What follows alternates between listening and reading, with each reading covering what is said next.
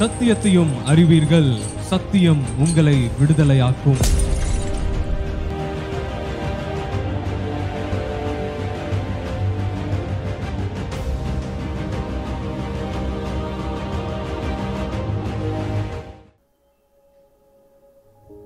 இயேசு கிறிஸ்துவை தலையாகவும் அந்த கிறிஸ்துவை தலையாக கொண்ட சரீரமாக சபையாக நம்மை ஏற்படுத்தி இந்த பூமியிலே அவரை பிரதிபலிக்கும்படி வாழ வைத்திருக்கிற நம்முடைய தேவாதி தேவனுடைய பிரசன்னத்திலிருந்து ஆண்டவர் இயேசு கிறிஸ்துவின் நாமத்தில் உங்களை அன்போடு கூட வாழ்த்துக்கிறேன்.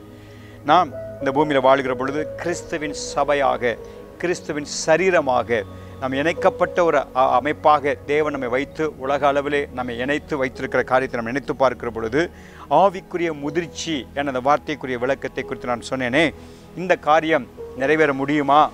இப்பொழுது பார்த்தால் மாம்சத்தின் கிரியைகளை பார்க்கிறோம், போட்டி பொறாமைகளை பார்க்கிறோம், அரசியல் தன்மைகளை பார்க்கிறோம், சபைகளுக்குள்ளே இப்படிலாம் இருக்கும் பொழுது சுயநலங்களை பார்க்கிறோம், பண ஆசைகளை பார்க்கிறோம், சண்டைகளை பார்க்கிறோமே. இதுக்கெல்லாம் சாத்தியம் உண்டான்னு சொன்னால் இயேசு கிறிஸ்து இந்த வார்த்தையை நிறைவேற்ற முடியும் என்பதற்கு அவர் ஏற்கனவே தீர்மானமான சொல்லியிருக்கிற காரியப்படினாலே நம்முடைய வாழ்க்கையிலே கடைசி கால சபையை குறித்த ஒரு விவரித்தலாக இந்த வசனத்தை நாம் பார்ப்போமானால் இதற்கான கிருபைகளை இந்த நாட்களை கர்த்தர் அதிகமாக ஊற்றுவதையும், ஒருமனப்பட்ட எண்ணம், தேறின நிலைமைக்குள்ளே வர வேண்டும் என்ற தரிசனம், இதை குறித்த பகிர்வுகள், பயிற்சிகள், கற்றுக் கொடுத்தல்கள் திரளாய் ஆங்காங்கே வருகிற காரியமே இதற்கு ஒரு ஆதாரமாக இருக்கிறது. ஆவிக்குரிய முதிர்ச்சி என்ற நிலையை கிறிஸ்துவனுடைய சரீரமாக சபை நிச்சயமாய் அடையும் என்பதில் சந்தேகமே இல்லை. அப்போ நாம் இந்த காலகட்டத்திலே ஒவ்வொரு தனி நபராக கிறிஸ்தவராக இருக்க நம்ம ஒவ்வொருவரும் இந்த இலக்குக்கு இணைந்து வளருகிற ஒரு பிரயாசத்தை மேற்கொள்ள வளர வேண்டும் என்பதை இந்த வசனம் விவரிக்கிறது.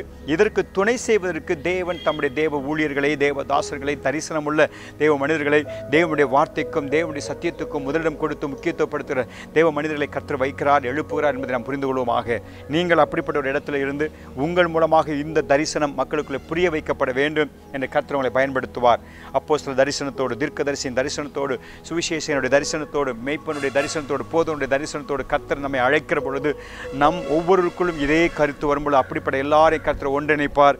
இணைக்கிற பொழுது இந்த மக்களுக்கு கற்றுக் கொடுக்கப்படும், சபைகளுக்குள்ளே விவரித்து பேசப்படும், போதிக்கப்படும். அப்பொழுது எல்லாரும் இந்த தரிசனத்தை பெறுவார்கள். ஒரு நாள் ஆவிக்குரிய முதிர்ச்சியை அடைந்த ஒரு கிறிஸ்துவின் சரீரமாக சபை நிற்கிற பொழுது அதுதான் மணவாட்டி, கிறிஸ்துவனுடைய மணவாட்டி, கரை திரையில்லாத மகிமையான கிறிஸ்துவின் சபை என்ற மணவாட்டி என்று சொல்லி இயேசு எதிர்பார்க்கிற அந்த அவரை வரவேற்கிறதுக்கு ஆயத்தமாக்கப்பட்ட நிலைமைக்குள் இருக்கிற சபையாக இருக்கும் என்பதற்கான நிச்சயத்தை நாம் பார்க்கிறோம்.